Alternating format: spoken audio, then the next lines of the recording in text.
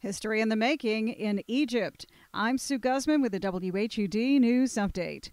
The atmosphere in Egypt today joyous after Egyptian President Hosni Mubarak stepped down from power today.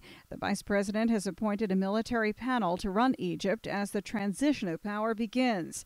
Today's developments come after weeks of fierce protests in Cairo demanding an end to the Mubarak regime.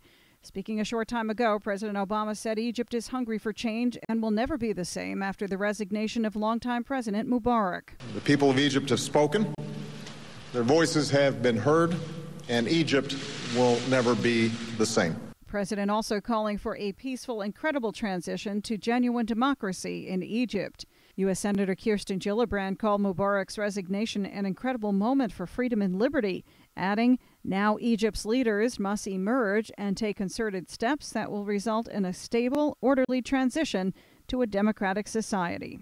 And professor of political science and Middle Eastern expert Karen Kramer with Purchase College says the events of today and the past few weeks have been astounding. It was a movement she says was propelled a good deal in part by the recent successful revolt in Tunisia. The specter of the Tunisian president being ousted from power, I think that was an incredibly pivotal event that irrevocably changed the political landscape of the Arab world, because that seemed to have broken through the wall of fear. I think that what happened in Egypt is that the Egyptians saw Tunisia and they said, you know, if they can get rid of their guy, why not us? Why do we still have to live under this thuggish regime?